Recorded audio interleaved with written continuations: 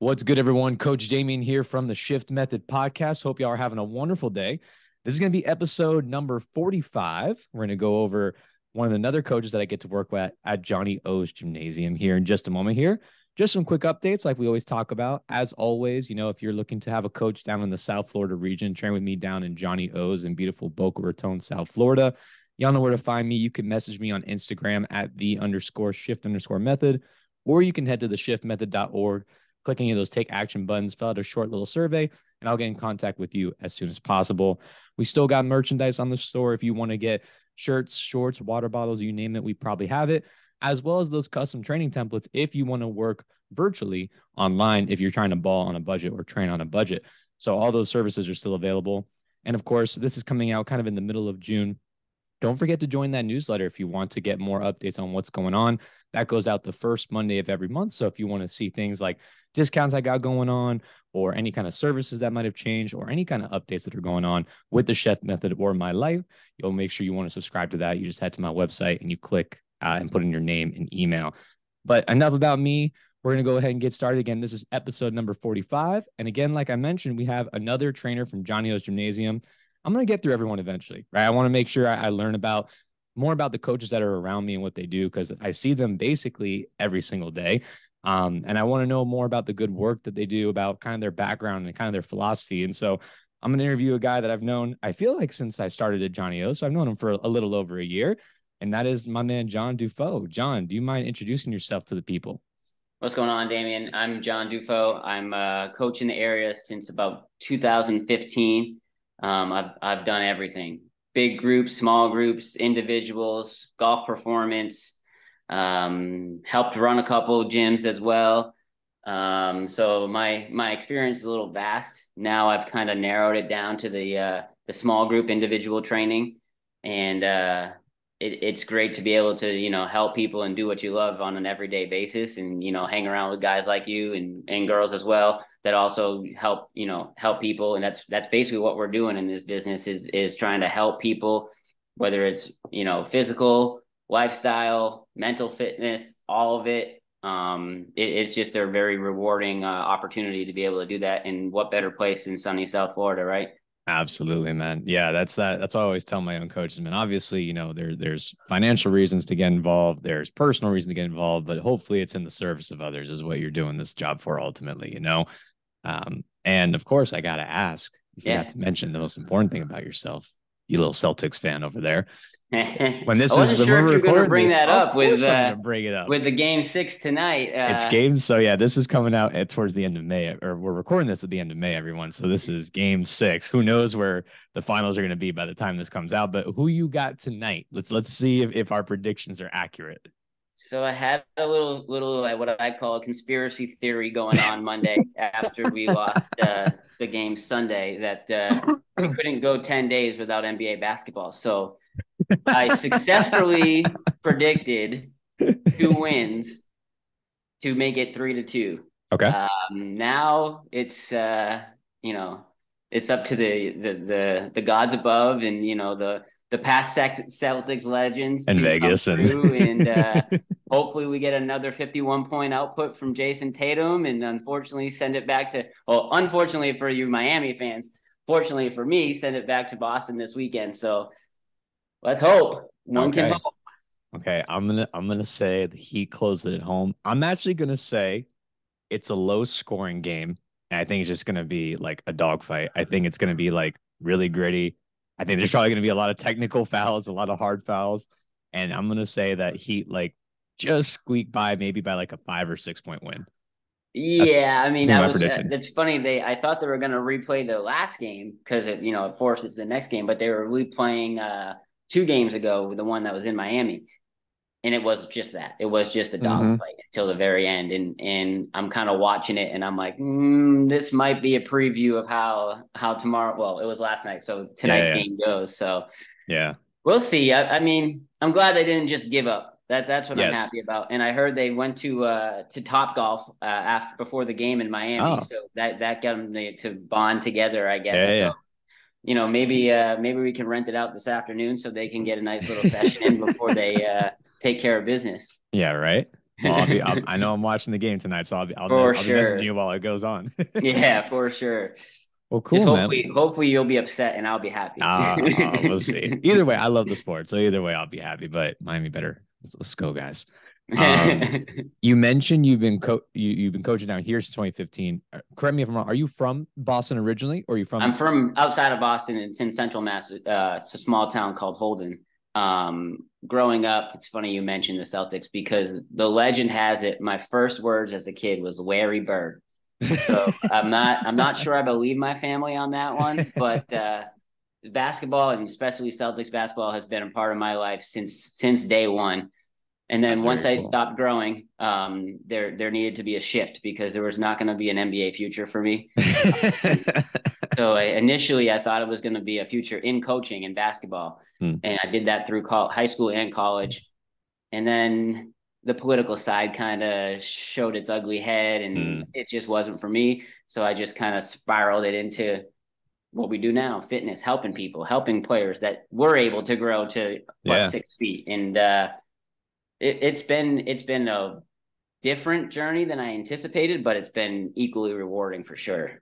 Yeah, I feel like it rarely goes as planned, right? I've talked on No, other yeah, podcasts. I was, quote unquote, destined or planning to go into the military, and life had other plans, and yet here I am, and I wouldn't change it for the world. I think I'm in, you know, people can call it the universe or God or whatever makes sense for you, but I'm just where I'm where I'm supposed to be and where I want to be, and so we made it work, and I'm going to keep going that way. and we can always pivot. If it's Always something pivot. happened, we can always pivot. We don't always That's have right. to fit into one little box. We can, Nor should you. I yeah, don't think you should in the fitness. That's what's really cool about fitness. And I work with a lot of young professionals at FAU that are like just starting their career, getting ready to jump into grad school or jump into a full-time job. And I tell them it's a blessing and a curse with exercise science. The blessing, you can do just about anything in our field up until pretty much when you graduate. If you're getting a general exercise science degree, outside of course, making sure your GRE scores a certain thing and making sure you got your certain prereqs, you can apply to physical therapy school.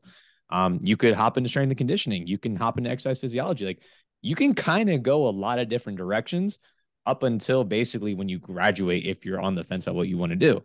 But of course, on the flip side, if you really are like struggling to pick something, it's like getting an essay prompt and it's like write anything. It's like yeah, too much choice sometimes isn't always a good thing. So I know our young coaches struggle with that, but I say take that as an opportunity to explore and find maybe a couple of good things that you really like or really are good at. yeah, for sure. I mean, especially just in like the fitness, training world, there's so many avenues now. I mean, you talk about big groups, small groups, online. That's Yep. something I don't even really tackle at all. Fitness podcasts.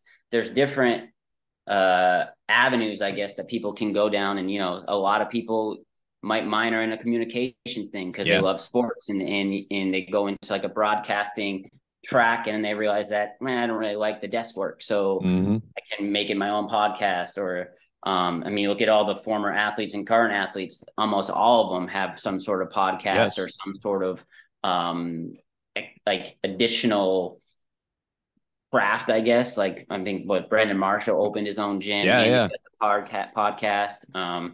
The Kelsey brothers have their funny little Draymond saying podcast. funny things every other Draymond, day. yeah, big time on Draymond too. For some reason he likes my Celtics, so I'll take it.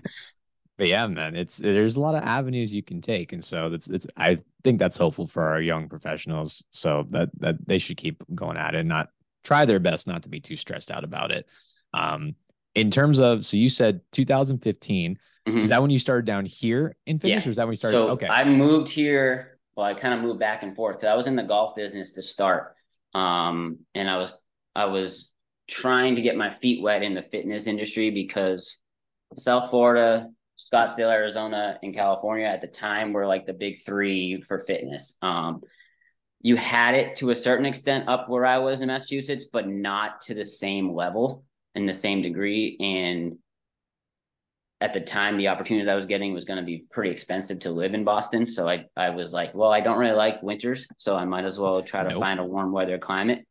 And I did the back and forth for golf for a little bit, and then I was given an ultimatum my last year working. You're either going to become a PGA teaching pro or you're going to do something else. Mm. And so I was honest and I said, well, I'm actually studying to be a trainer. He goes, great. I'm going to give you a raise. You're here for one more year. So I got to continue what I was doing in golf, make that money on the side, and then pursue further down the road where I are today now. That's a good boss. That was one of the better opportunities that I've gotten in a long time. So I'll never forget that. I was like, wow, that's not the way I expected it, but it went in my favor. There you go, man.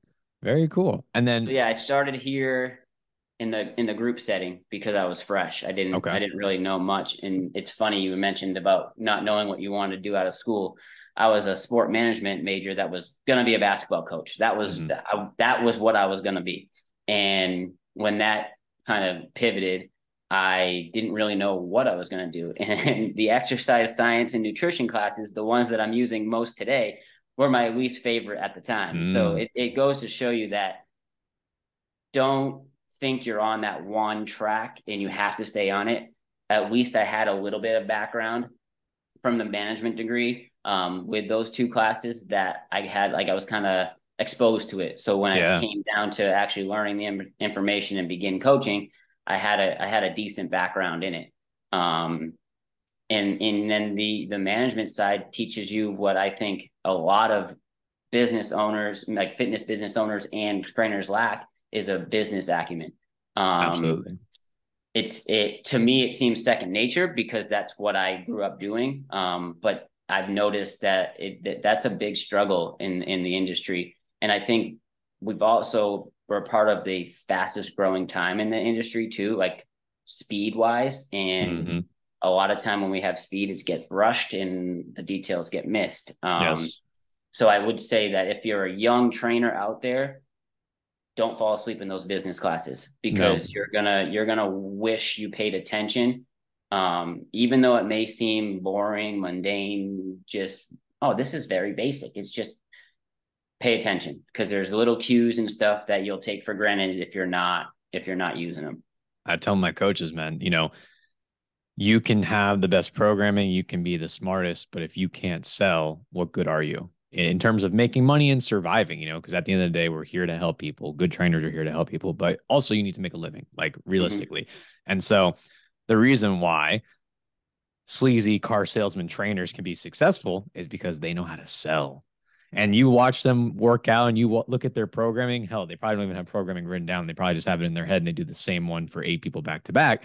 Different story. But the reason why they're making 80, 100K a year is because they know human psychology and they know how to sell to people. And all these kids coming out of college, I've been there myself. You try and rely heavily too much on your degree and on your exercise science background. You think that's going to carry you. And it can, because, I'll give an example. I just picked up a client, great guy. And he said, personally, he picked me because of my background and my accolades. That's awesome. He's a very technical guy. He's a very regimented guy. He likes that kind of thing. Not everyone and most people are not like that. They want to know, it's someone that I can relate to. It's someone that, takes the time to know me and know what I want as a person, not someone who's going to, science me and school me towards my goals. Right. So yeah, a lot of exercise science degrees, they might have 1 or 2 classes involved in that. I recommend, like John said, focusing intently in those. Maybe try and minor. Like I've talked about, I minored in entrepreneurship at FAU. And part of that led to me starting this business from those classes and principles that I learned. Do not take that for granted because you're going to need that to survive.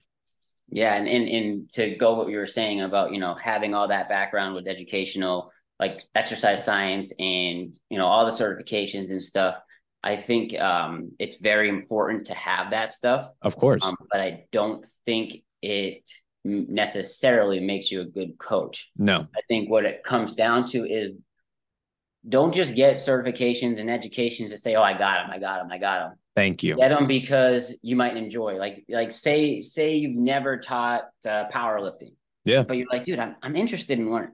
I would pick out 5, go through each one, get the reviews on each one. Maybe ask trainers that have already done it. Maybe ask specialists. Reach out. A lot of these big time power lifters, strength coaches, they'll respond to you on Instagram if you send them a nice message and say, hey, what would you recommend? I'm interested. Some of them might just say education's overrated. Don't worry about it. But it's for you. It's for you to understand, because you might learn something in there that applies to something that you're actually going to use. So I call it vetting your information. Don't just get the certification like so I can be a trainer. It doesn't work that way. I remember the first time I got mine and I was like, I don't feel any more confident than I did when I started this. Because no, if anything, you feel less to have, confident sometimes when you get all those have certs. that coaching side of it too, and have the ability to talk to people and know like this person might have went out last night, so they're hungover. So that's a coaching pivot, because you can't do sprints and sled pushes if the person is thrown up on the side of the turf. You're going to waste your hour and theirs, and they're just going to ruin that day because they probably have to go to work or whatever. So there's a balance between education and actual coaching, and vetting the information. With today, nowadays, everybody's an expert. Which obviously is not true. Like there's few experts and a lot of students. That's right. I would say go out there, do your research. And I'm not just saying Google research. I'm saying talk to people, like and get to know people that you do see as being regarded highly. One name that comes to mind all the time is Michael Boyle in Boston area. He's one of the most respected coaches in the area. The DBC Fitness down in Miami, they have a lot of good education down there. Like find those people, and both those people, before I got into it, they were willing to reach out, give you pointers, tips, everything like that. And that's what I feel like networking kind of goes to the business side of it too. Don't be afraid to talk to other trainers. Don't be afraid to I don't mean talk to other clients, like talk to them, like, why do you like Damien? What does he do? Oh, well, he says good morning to me. He holds it, like whatever it is. Those are small things that keep that person coming to you as a coach. So all that stuff needs to blend. In listing it off, it sounds like a lot, but as you get more experience, it becomes second nature, and almost to the point to a fault where like you would just expect it to happen. And when you don't see another coach do it, you're kind of like, why did she do that? Why do you do that? And you have to remember, not everybody thinks the same way and had the same approach. Absolutely. I think the networking side too is one that cannot be overlooked, and that is a business dimension, right? So like, oftentimes, and I've been guilty of it too, where you get stuck in your own bubble and you're like, I'm just going to figure it out myself. I'm just going to work within what I can do. But, when you're at a gym for a year, you probably already know everyone. And so like, if you're not making new connections, you got to start getting out in the industry and using other people's services to show that you're interested in what they do, and start connecting with people and show that you're interested in who they are. Like saying yes to a podcast. Like saying yes to a podcast, right? Exactly. The majority of my clientele that I've gotten through my business have either come through referral from another coach, or through a marketing service. Again, that's a business aspect of understanding, like they're using target audience information and they're using demographic and location information. And so if you're not savvy or at least somewhat understanding of that, it's going to be difficult. And with the education side, like John said, all your continuing education or certifications don't have to be fitness related. I'd argue you should probably start looking at some things like, Six Sigma, or maybe some kind of Tony Robinson's kind of thing, where it's more like motivation, human psychology. Like those things are going to be just as impactful in your coaching side, along with making sure you stay up to date in terms of your programming and your assessments and all that information. And I'm not saying that we are psychologists, because that's a completely different thing. But a lot of times your clients will come in and it'll be 45 minutes of just what's going on in your life or what's going on in their life. Hopefully it's more about their life than yours, but sometimes it just evolves, and we're all human. And part of that hour you're giving them is to improve on their day. Absolutely. A lot of times it's through physical fitness, but sometimes it's just, being there because they got in a car accident or their roof is leaking or whatever the case may be. That's their moment to relieve that stress. And ultimately, that's what we're supposed to do as a coach. It's help them relieve stress through exercise and make their lives better. Absolutely. But yeah, I agree 100%. I love that, man.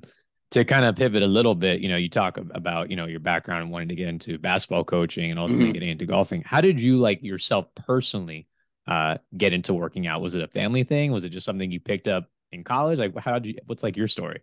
I was always like a good athlete in my town, but I never grew. So I didn't grow until freshman year of college. So I was like 5'5", 5'6" until like literally December of my first year of college. Oh, So wow. Okay. then I went back after, and all the basketball players that were bigger than me were all smaller than me. So it was an interesting way.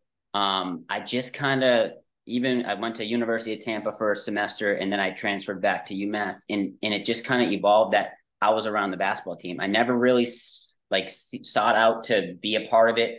It just one time I was there early for Tampa, and he's like, "You want to play with us?" I'm like, "You guys are all 6'6" and taller. Like, what am I going to do at 5'5"?" And we would just run pickup in the old gym. And then next thing you know, they're all like hanging around, and it just kind of happened. Yeah. The golf side was a little different. My grandfather got me at my first job because he told me I couldn't sit around my house anymore, which happened to be at a golf course that he had been playing at. And then that just kind of evolved. And I went from like the low man on the totem pole to, you got a raise when you get to work in the kitchen. And so that included tips and more money. And I was like, oh, I was good at that. But it also taught me customer service, which is what we're doing here. So all these little things, like being on time to a job to wash down golf carts. No one wants to do that in high school, but you need a little bit of money to go out with your friends, and it teaches you discipline and time, being on time. Then it goes, wow, you got rewarded for that. Now you can learn how to interact with the customers. And then it's like, oh, you got asked to work in the golf shop. You become like a golf assistant. Then you learn how to do merchandise. Then so all this stuff kind of played into where I am now, because now you're basically an entrepreneur having to do all that stuff for yourself. Absolutely. So once I transferred into UMass back to the basketball, I was a team manager. And that's when I started to see like the ins and outs. And the first coach there was the most prepared coach I have ever seen. And he had a very talented team that year. We didn't go as far as we should have, but Travis Ford was probably what he didn't do X and O's wise. He was just so prepared, which got the team wins. We had a more talented team the following years, and we didn't excel as much because he left and went to Oklahoma State. And that's why one of my favorite things is like preparation is going to outweigh talent at some point in time. Like we can go back to the Heat Celtics. You read my mind. Like, I mean, besides Jimmy Butler, the Celtics probably have the top 3 or 4 players in that series. They're far more talented across the board. And on paper, it should be over. It should be over in reverse. But Spoelstra is probably one of the best coaches, if not the best, behind Popovich in the game right now. He's got his team prepared. But however that is, whether it's X's and O's or motivation, and he got them bought in. Yeah, there's one thing to be prepared, but your athletes have to be bought, or your people have to be bought in with you.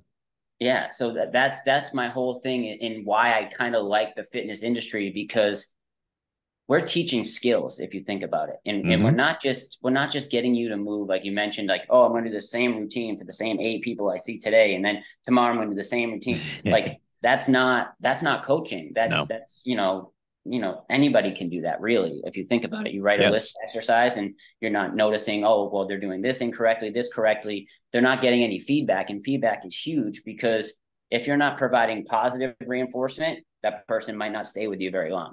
If you're not providing negative reinforcement, they're never going to get better, because they're doing something incorrectly, and it could just make something worse. So all that kind of plays into what we do.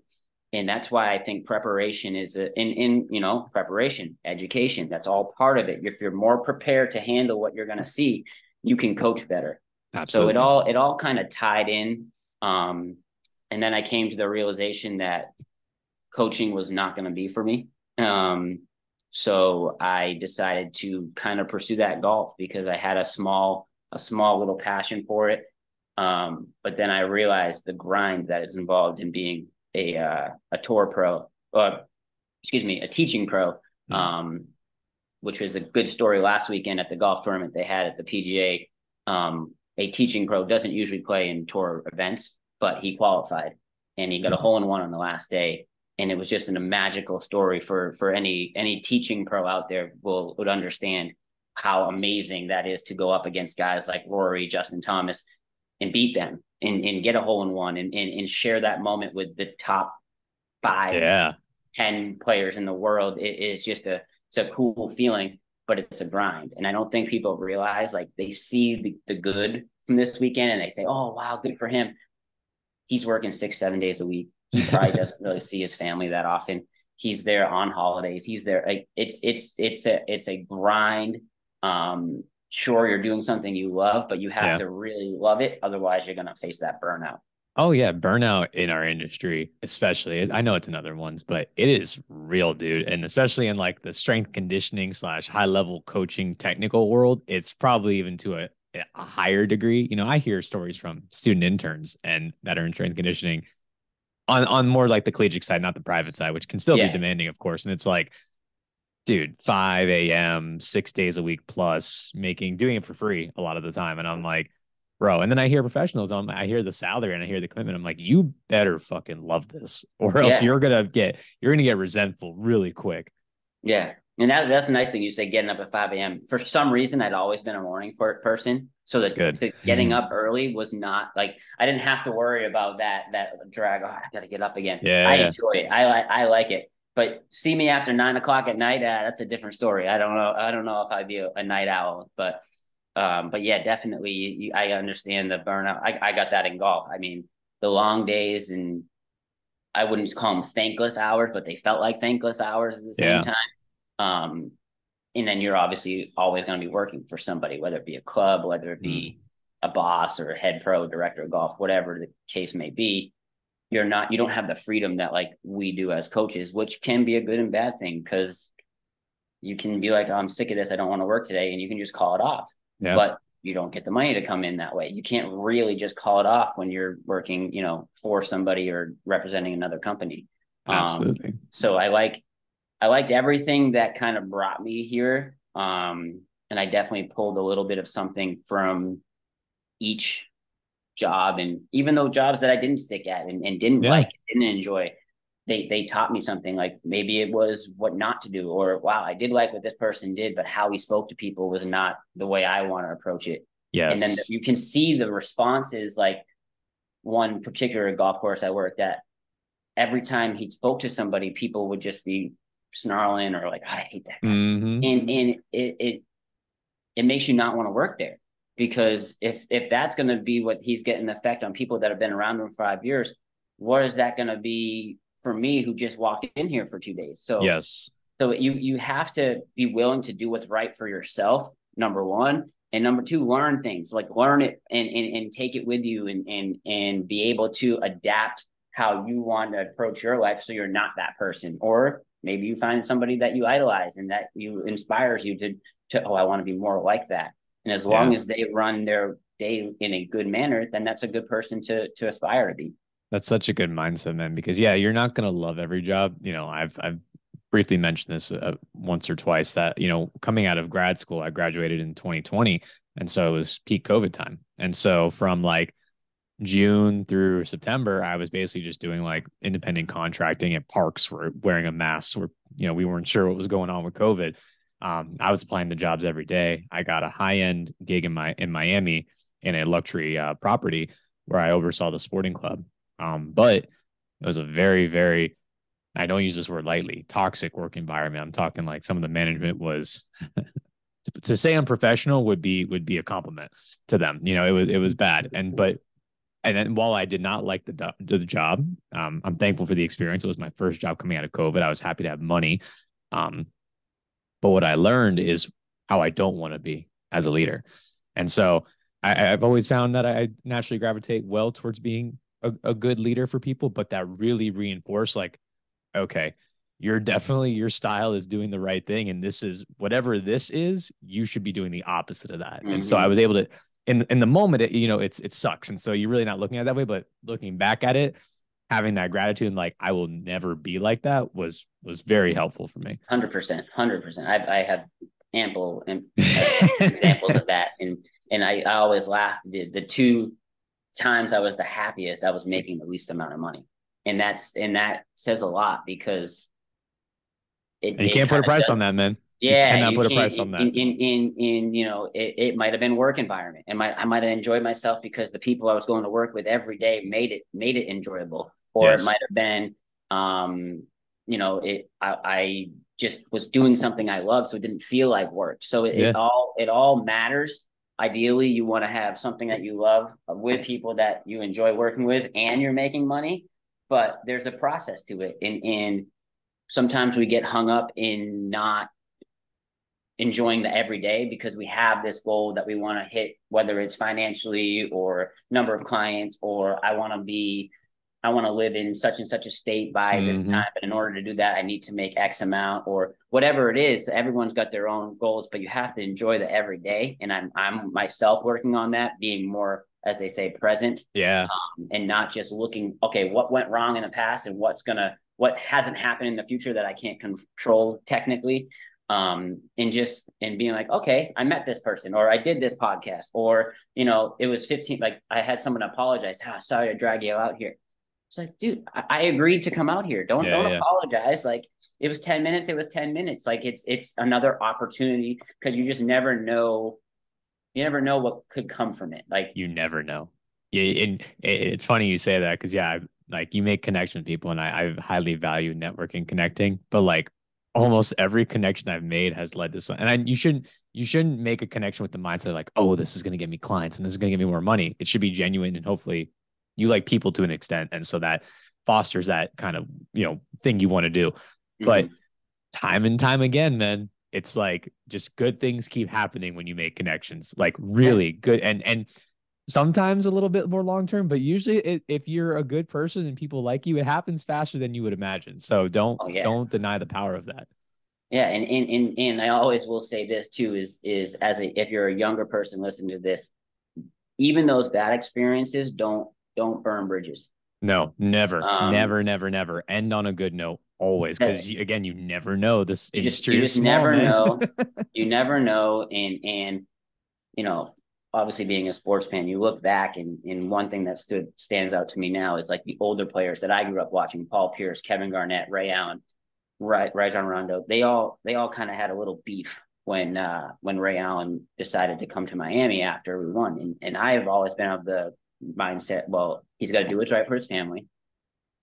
He wasn't going to play in Boston anymore. They had a guy behind him that was going to play, and it turned into like a little bit, well, he was leaving, but an in-house kind of tiff until about 3 years ago. Now that was 10 years. That would have been, it was like a decade, right? Yeah. That would have been almost 10 years after they left. And now looking back, you see them all be kind of like, I kind of regret, shunning him away, or I kind of regret this. And Kevin Garnett is very outspoken now about trying to be a leader for these young guys, because you see in the news, sometimes these young guys don't make the best of decisions. Nope. And they don't have that, what we're talking about, network, that leadership, that person to look up to that will tell them, you're doing something wrong, man. You got to stop. Like, and sometimes we are afraid to tell our friends, hey, you're doing something wrong. You got to stop. A good friend will do that. The result, but exactly, a good friend. If someone is and it's how you say it too, right? It depends on the person, how you approach it. Some people need blunt, some people need a softer approach. But if you are, you're not a friend if you constantly let your friend make bad decisions. If anything, it might say something about you as a person. You're like, why am I allowing this person to dig themselves into a whole kind of situation? How can I help you? Like, sometimes it's as simple as that. And then, and you can't control how that person's going to react. You can only control what you're going to do to the situation, and how you can present ideas or an avenue, or just even, hey, I'm here if you need a phone call, like something like that. Because like you said, the ones that are the hardest on you are actually there for you. They're actually there for you. The ones that are just letting you keep going or enabling, like somebody in the driver's seat in John Moran's car, that person may not be the best person in your group. That's right. I couldn't have said it better myself. Now, I always like to ask coaches this, in terms of, because I always find these interesting to see the overlap between them, or maybe learn a new perspective. Do you kind of have like an overarching philosophy when it comes to like fitness and wellness, whether that's like a strength and conditioning lens, or just as a trainer and coach in general? Like, what's like your philosophy? I never have been a person to define myself into a thing, but I was told recently that I'm a functional fitness trainer. That's what they perceive me as. Okay. I guess that's a cute little title for, I want to teach the movements. So to me, there's 5 really basic movements, and then you can add, core and cardio to its separate little area. And once you can master those things, like I said, skill development, you're able to kind of evolve as a person, as an individual, whether you're an athlete or just an everyday person, living life just to be healthy. And a lot of times we don't, we as coaches, again, I think we get overexposed to this stuff. So it becomes mundane to us, but it's not to the client. So we think, oh, this is automatic, like just squat. Yeah. Well, there's what they call this kinematic sequence. There's an order of operation. There's checkpoints that we should be hitting in these squats, and we shouldn't advance them if they're not ready for that advancement. And the only way to know if they're ready for the advancement is the education. So it all kind of comes back together.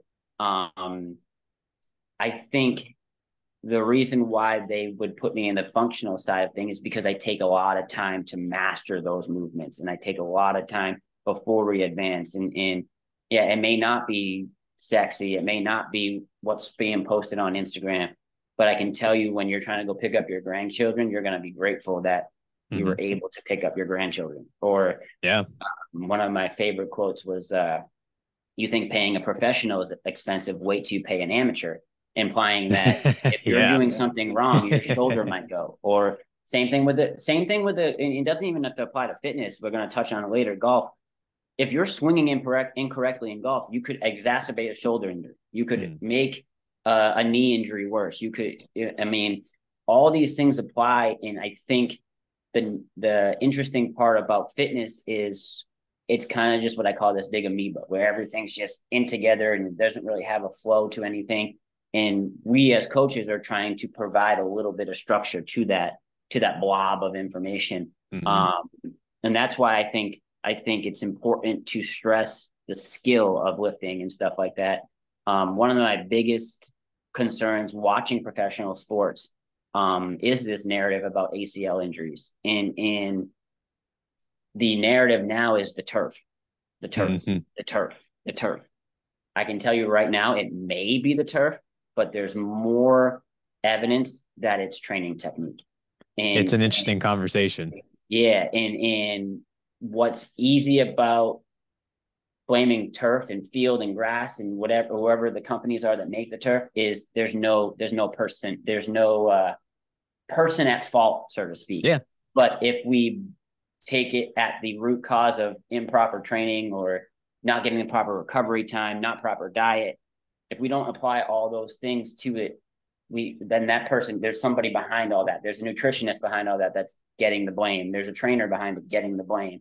Yeah. And we as as human beings get offended when someone tells us we're doing something wrong. And to me, I try my best to not get offended and take the information and then go and use my resources that I have to find out, well, is what this person's saying true or is it not? And depending on who gave me the information, I might go back and say, hey, if you're interested, check this out. This is really what we're facing here with like an ACL injury or ankle injuries, Achilles injuries and stuff like that. So yeah, I'd say injury prevention, functional fitness is probably where I kind of label myself, I guess. I don't really like labels, but no, that's dope, man. I really like the primary or the functional 5. I've modified my own version of that from Joe Drake and from Ace. Ace does like the 5 primary movements. So I turned it into 8 because, like you said, you can get really nitty gritty and be like, well, bicep curls versus planks, right? But it's really, I break it down. You do some form of a squat, you do some form of a hinge, you have a horizontal and vertical push and pull. So that's another 4, right? Because a bench press is different than overhead press. I separate them a little bit. And then a vertical versus a horizontal pull, like a lat pull down versus a row. There's some nuance there. So I like to separate those. Yeah, well, you could do simple pull-ups and rows. Like those pull-ups and rows. Exactly. And then there's some form of single leg. Usually it's a lunge variation. And then you rotate in some capacity. Like those are pretty much, like I said, and outside of those like very nuanced little exercises and like some extreme examples in the athletic context, that's what the human body does.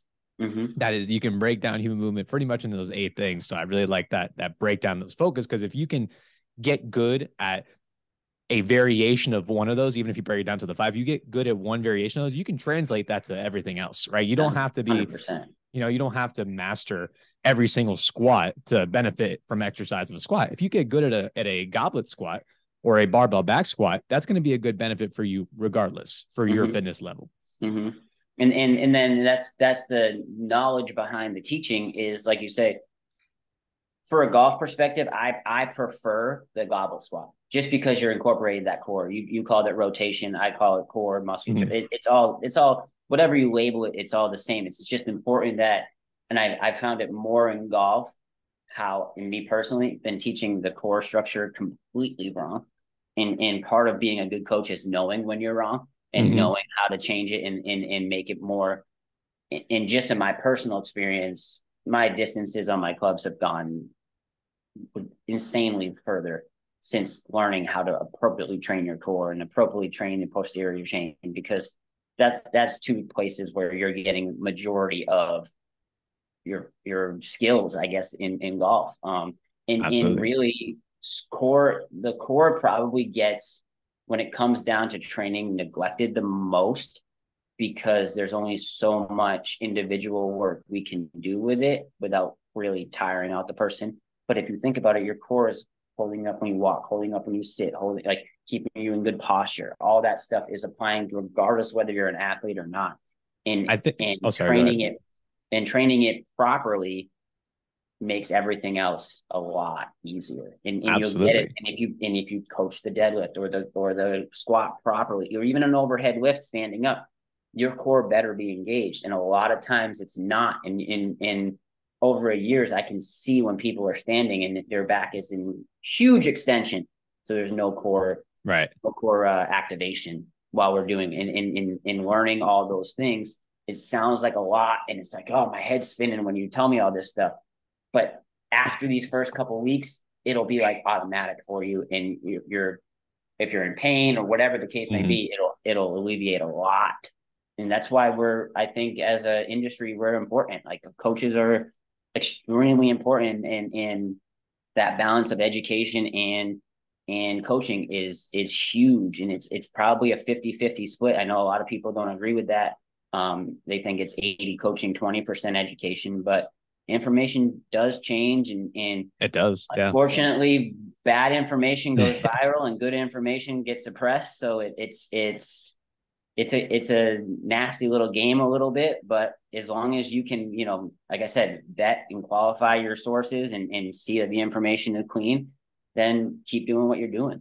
Yeah. Like we talked about in the very beginning with, coaches are having a lot of choice in terms of where they can go with their career, or young students, more information on the internet isn't always better, because now you have the burden of looking greater into it. Whereas in the past, it was a little harder to obtain information, but it was probably mostly of higher quality.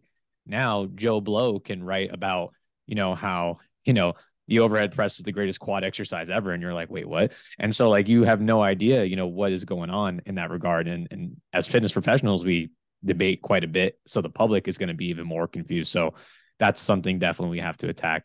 And I also really like the thing about the core.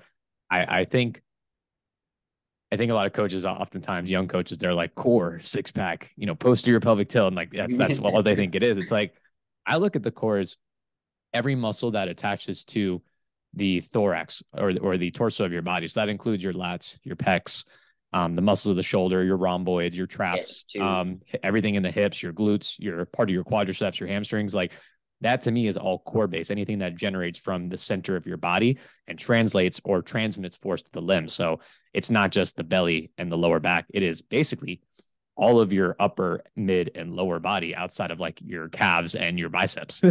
Yeah, it really is that whole midsection. I basically built from like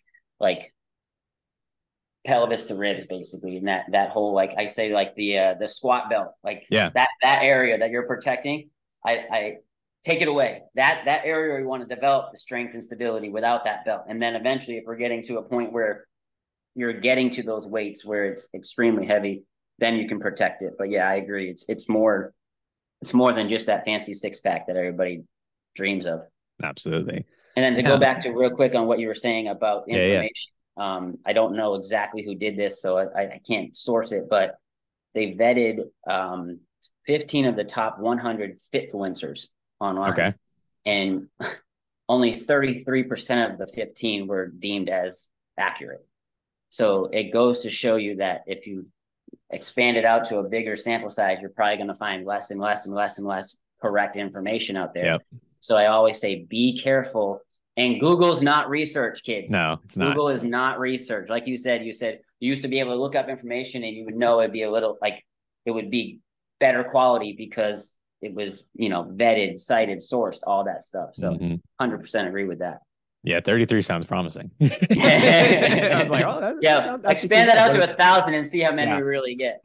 I bet it'd be down to like 15, maybe less.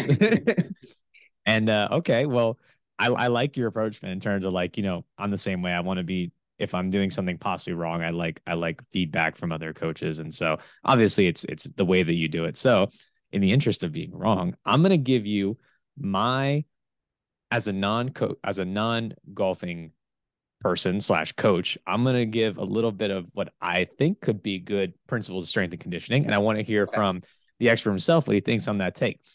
So main things I want to go into is kind of the strength training side, the conditioning side, and maybe any nuances you have. So from an outsider looking in, the things, taking away like, technical drills and practice side, just talking pure like strength and conditioning. Yeah.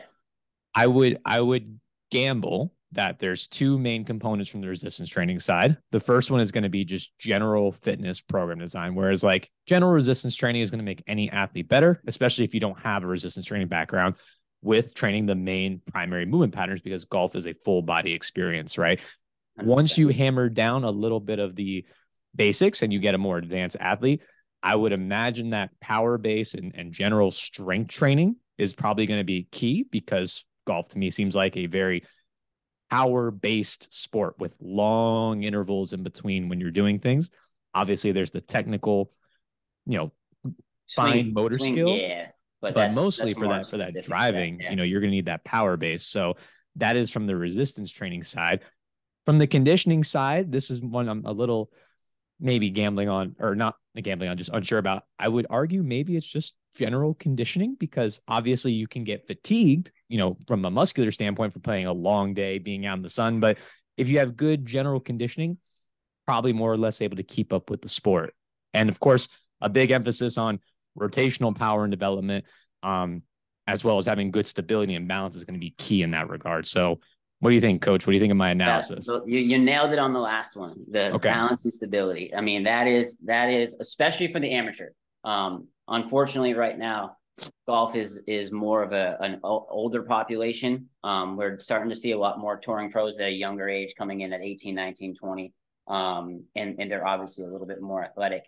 But I would say the number one, I like to work weaknesses first. And the number one weakness we mentioned the core as a whole, but balance. Like it is a huge, especially for people, I'd say over 35, 40, because it's not something we don't sit in our house standing on one leg and hoping we can stay on there for 10 seconds. We don't do that. We don't. We're either sitting, standing, laying down.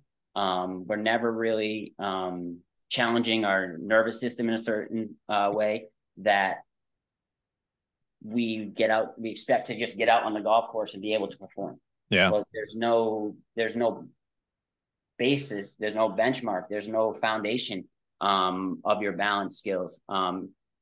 General fitness, 100%, those big five. I think one we kind of glossed over, that lunging one, single leg one, that is massive, but it also applies to the balance side of it. Is that because like when you're in your swing, you're transferring like, as you're loading up to the back leg and then more so towards the front leg? Disassociation between your upper and lower body. That's one I struggle with now, trying to get better at myself, and using my hips and allowing my lower body to kind of take over a little bit.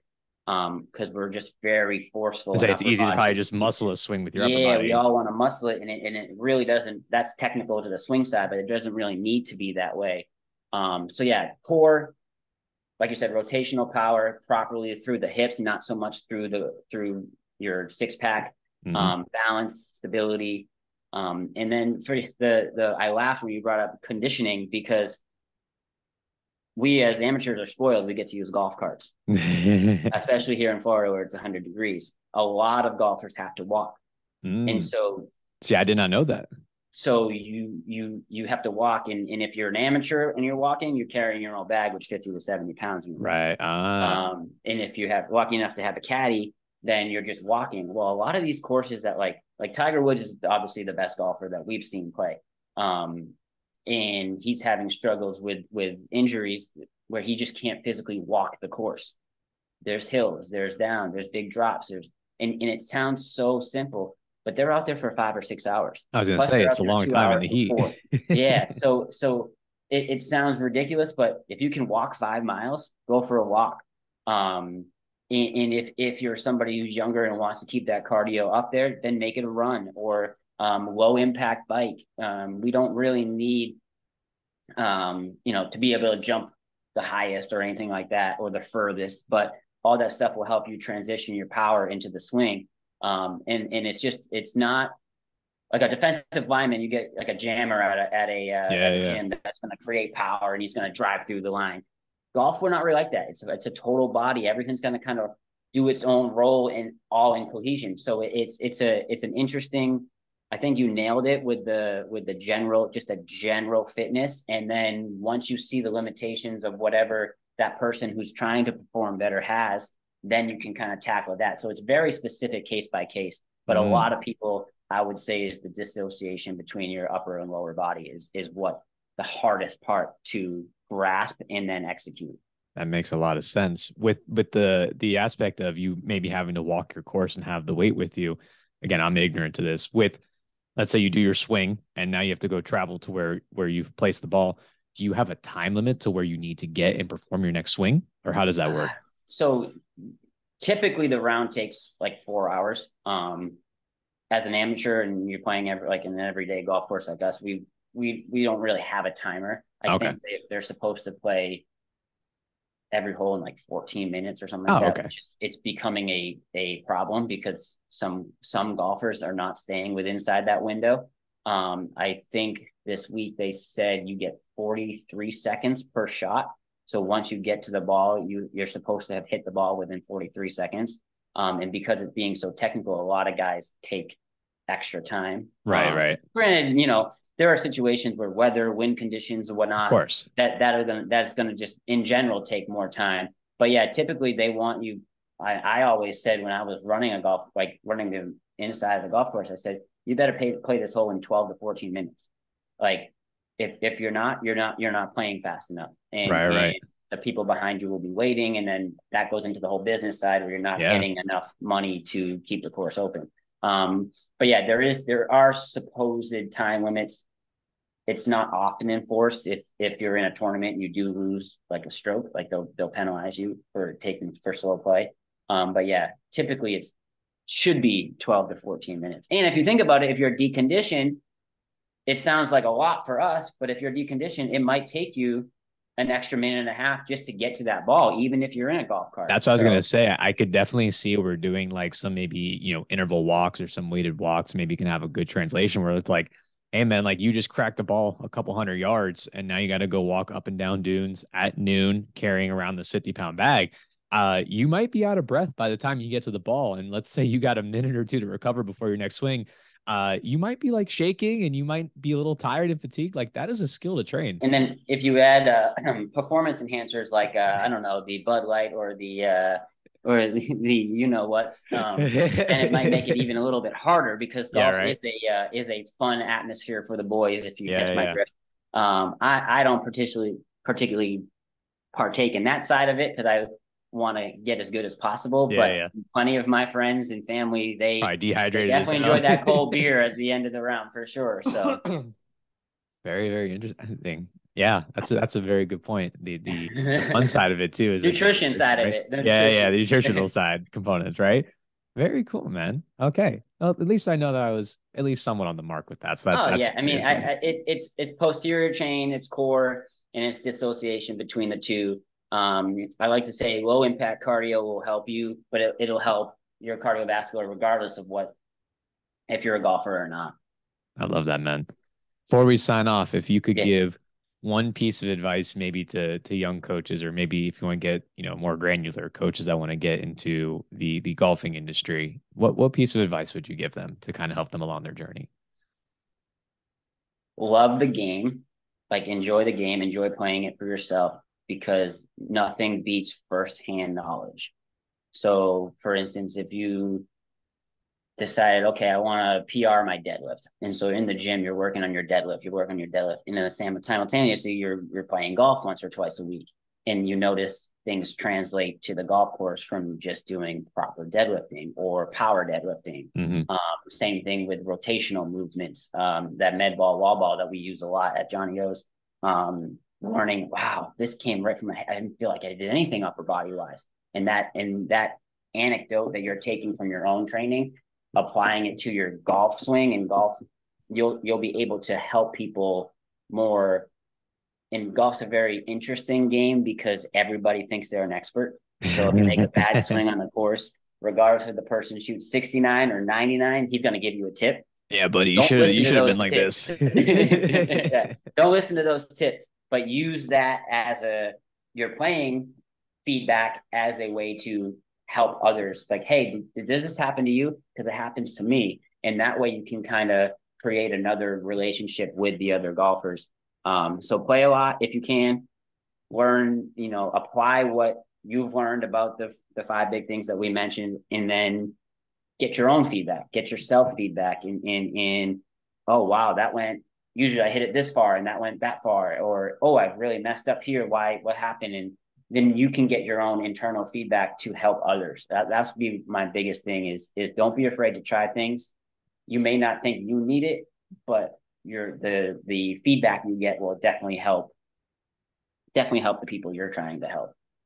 And I would say too, golfers have more injuries than we would think, whether it be tightness or pain from an injury, skiing or whatever, just life in general, a lot of bad posture. So if you're in bad posture, you're going to be limited to what your swing can do. So I think, emphasizing on those things, like poor self-feedback in just being a well-rounded quote unquote athlete or human, that definitely helps more than like specific techniques or anything like that, because the golf swing is it's beyond my scope. There's infinite amounts of ways that you can swing the golf clubs correctly, so I just try to keep it in that box that works for me or works for whoever I get a chance to work with. Absolutely, man. Well, thank you again for taking the time this morning. Hopefully, you got golfers that listen. Hopefully, you get people out there that. I know I have some recreational golfers that listen for sure. It works for everybody. It works for everybody. Absolutely, man. And seriously, thank you again for your time. Please let anyone know where they can find you for information or any services you want to plug. Please let them know. So I do have a website. My company is Benchmark Human Performance, but most of my information and updates you'll see on Instagram, Coach Johnny D with a little underscore afterwards.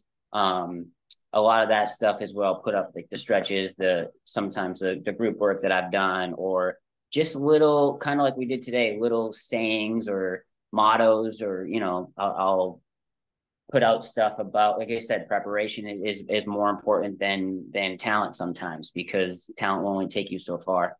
Stuff like that. So Coach Johnny D underscore, that's probably your best bet to find me. And then, like you said, we're always at Johnny O's together. So if you stop in and ask for one of the 74 Johnnies in the place, you'll probably find me. Johnny D at Johnny O's, right? That'll be the coach to find. That's awesome, man. I'll be sure to put those in the description below so people can check you out, and especially for any of my recreational or competitive golfers out there. He posts some cool stuff online, so definitely be sure to check him out. Again, y'all know where to find me, right? Instagram, TikTok, and YouTube at _shift_method. Podcast every Monday. YouTube videos every other Monday that we don't have that. So every Monday we got something coming out for y'all.